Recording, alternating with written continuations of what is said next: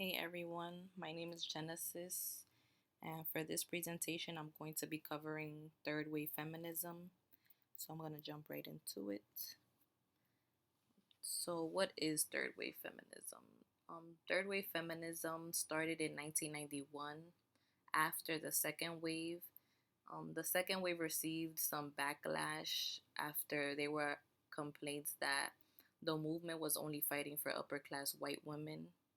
And because of this, the third wave feminist movement made sure to show that women of all different religions, race, class were important when discussing feminism, which is called intersectional feminism. And the picture at the bottom right is a representation of that.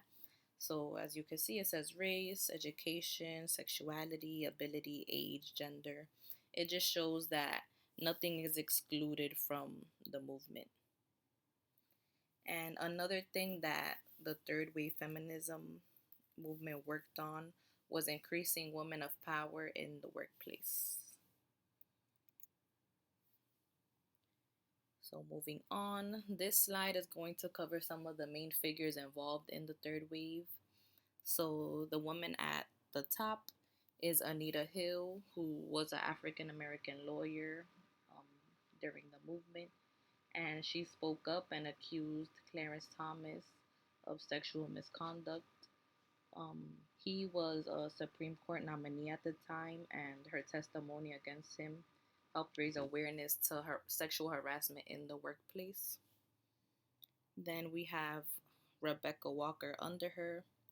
She was a writer and an activist, but she was known for being one of the voices of the third wave after she wrote I Am the Third Wave in a magazine article.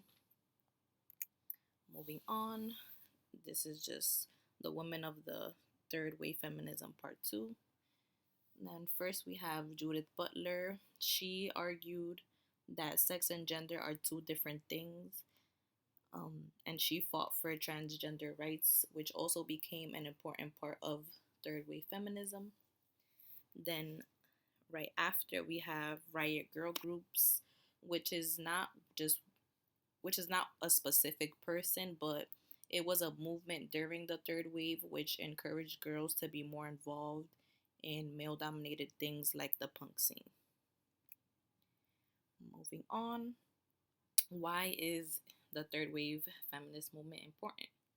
So, if it wasn't for the three waves of feminism, there wouldn't be as much progress in this society for women. The third wave opened doors for other feminists to speak up, and it changed a lot of things. Like, for example, now women are allowed to be more vocal and feel comfortable speaking up for their rights. And although a lot has changed since then, um, women are still fighting for equality till this day.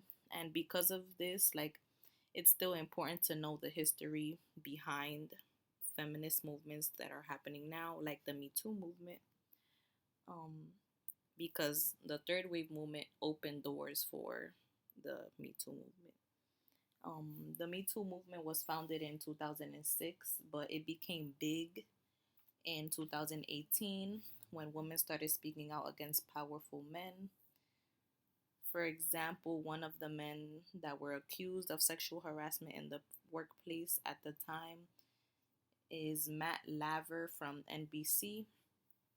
And on the slide, I just have two pictures of protests that the Me Too movement has held recently. And that's all. Thank you guys for watching.